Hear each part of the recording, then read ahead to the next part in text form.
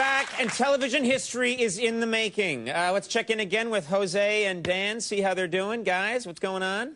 Yeah, after 35 tickets, we won $14. That's 7 cents a person. We're up to 7 cents an audience member. All right, now it's time to sweeten the pot just a little bit. I do okay in television, if you know what I mean. In the commercial break, I went to the local store, a little store out there, and I got 3 extra tickets that I'm going to add to the kitty right now, increasing our chances a little bit, don't you think? Dan, you want these 3? You take these tickets back and add them to it. Now, keep in mind, folks, this means if one of those 3 tickets hits, I'd like to be cut in on that, okay? It's only fair. All right, you know my first guest for providing the voices of many Springfield residents on The Simpsons. He also stars in the Showtime series Huff and is currently appearing on Broadway in the hit show Spam-A-Lot. Please welcome Hank Azaria.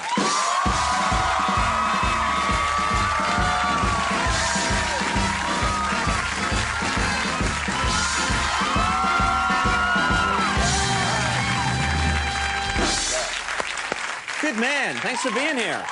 Yo, Max! Mighty Max Weinberg! On the drum. That's a good Springsteen you got going there. Thank you for knowing it was Springsteen. Yeah. Now, I want to ask you, The Simpsons just did... This is unbelievable to me, because I worked there years and years ago when it wasn't a cartoon. It was a live theater show. You were a page, weren't you? I was a page, yeah. I was an intern. Right. When I was there, I think we still hadn't done that many episodes. Now there's 300... And the 350th episode, is that right? Yeah, just aired, yeah, 350. That's unbelievable. Congratulations, yeah. Crazy. Yeah. This is... Thanks a lot. Now, you, that was very sincere. Thank you. And you, of course, I think a lot of people by now know, and there's so many fans of the show out there, you do Chief Wiggum, you do Mo, the bartender. Sure. Apu, of course. Of course. Yeah, and... Please, don't... But you're responsible for a lot of these characters that are more obscure that I don't think... and I think there are a lot of fans that aren't quite sure who's doing that voice. For example, there's the comic book guy, the comic book nerd. Yes, of course. And this guy is based on someone that you knew. Is that right? Was your... He's based on a guy that lived next door to me freshman year of college. Right. And his name was F. I don't ever knew his real name. We just knew him as F. Right. And he was tremendously nerdy, and it was a little tiny dorm room we lived in. He had a big Barca-lounger in it that he'd sit in. And he constantly played the song 8675309 all hours of the day. I'm not kidding. That's an annoying song, yeah. Oh, my God, all day long. Right. He said, turn it off! And he'd go, shut up! I like it, you're on my list, get out! And he really had a list. He's a scary guy, He had a list. If he didn't like you, you know those Post-it boards in your college? Sure, yeah. He would make a bottom 5 and a top 5 list of who he liked and disliked. So he's probably a serial killer now. God knows. We can only hope. I don't think a lot of people know that you do an amazing William Shatner impression. Well, like most of my impressions are kind of bad, but I do one anyway, yeah. Right, you do a Shatner impression, and there's a secret to your Shatner impression? There's stages to it? Well, I did a really bad stand-up act in L.A. a long time ago, and one of the impressions I would do was Captain Kirk going to the bathroom. Really? Yeah. Thanks. And do you wonder why my stand-up career ended quickly? Oh, really? No. I'm so that went something like this. Okay. You mind if I? No, stand, please. Captain Kirk going to the bathroom. So that's the thanks. Yeah, I know. Yeah. That's the two-stage pain of Shatner. Two-move pain reaction, no matter where he was hit. If you notice in the old Star Trek, the head or the foot or the knee, it was always. And then, yeah. He learned that's the Meisner technique, I'm sure. Somewhere in Canada, he learned that. Now, you used to do voiceovers in commercials. Oh yeah. And then you stopped abruptly. Why I mean, you've had a lot of success. You probably don't need to do it, but there's still big celebrities that like to do it for cash. You stopped. Something made you stop. I hated it. I did The Simpsons first and got very spoiled by how good the writing was and how fun and free it was and everything. And then I was like, well, after doing it for a lot of years, I'm like, I might as well try to do some commercial voiceovers and stuff. And I did it for a couple of years, and it's really lame and insipid most of the time. And it was driving me insane. Right. And the last one for me was they were doing an ad campaign for Jello Man, which was a Jello Man, which was a computer-generated, computer-animated Jello-O that lived in your refrigerator, and they needed a voice for it. Right. So, you know, I went to do the audition, and it seemed to me like he was a vagrant, Jello Man, if he lived in your fridge. That was my artistic take on it. Your choice was that he's a homeless person. Exactly. Yeah. They would have liked this mentality at The Simpsons. They Sure. like this kind of thinking. Right, right. So I did a voice like this. Hey, I'm Jello Man. How are you? Shut the doors. And I did the monologue, and the casting director lady went, okay, that was very good. But Jello Man, you know, he should have an edge like you gave him, but we don't want him to frighten the children. We want the children to like Jello Man.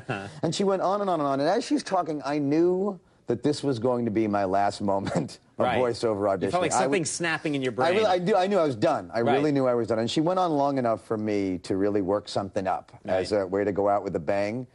And she finished talking and wanted me to do a second take, and I just went, you do know that Jello Man's not real, don't you? And I left. Right, you just were out the door. That was it. That was the last moment. I have to say, I mean, I admire your talents, but I kind of agree with your choice. You don't like my choice? I don't love the choice, because usually when they make a character who you're supposed to eat, like a candy bar or something, it always sounds like, hi, everybody! Yeah. But your guy's like, hey, try eating me. It's good. That's kind of eat me. I think That's not good. I'm Jello Man. Eat me. That would have been good. I wish I could have talked to you before you went in there. Right. Now you're doing this show. You realize that Jello Man is not real, right? I don't actually. Okay. You shattered a dream for me.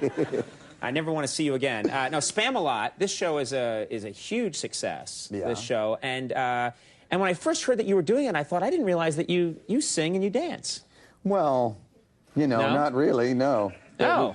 Tremendous handicap to trying to do a Broadway musical. Right. Right. Is not being able to sing and dance. But right. Well, I mean, have you tried? You've clearly tried. I tried. Yeah, I tried like the Dickens. Yeah, right. But no, I'm really there to do most of the wacky, crazy voices, right. and they gave me less and less singing and dancing as time went on. I mean, stuff that, you know, the choreographer was so patient with me. A great guy named Casey Nicola and his assistant Darlene Wilson, and they'd give me dance moves that everybody else would get in a day, maybe 3. Right. After 3 weeks of trying.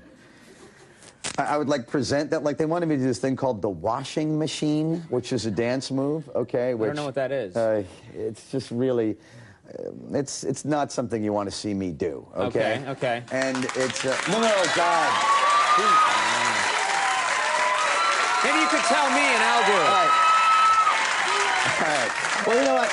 I'll show you just to illustrate the story, okay? Yeah. The washing machine goes like this. And by the way, they've cut this from the show. They don't allow me to do this on stage. That, yeah. Right? A washing machine is like this. All right? Basically, I look like Jackie Gleason. I was like, Carlos was teaching me to do the mambo. Yeah. All right? But exactly. So I did that, and I showed them that. Right. And the choreographer looked at me much like you did. He went, staring at my crotch region, by the way. Went Which like I this. was also doing. Yeah, that was long before the washing machine. You're only human. How can you help yourself? Yeah. Staring down at my midsection like this. Yes.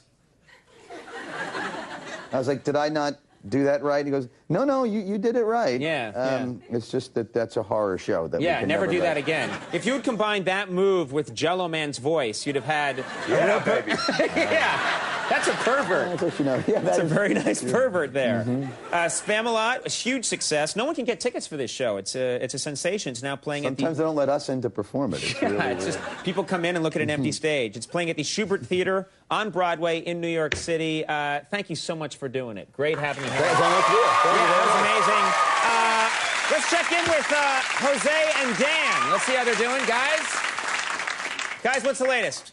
After 75 tickets, $69, 34.5 cents a person. Yeah, this is getting someplace. You're not cut in for this, by the way. We can't. It's only for the audience. All right. Okay. Hank Azaria, thank you. We'll take a break. When we come back, George Foreman's here.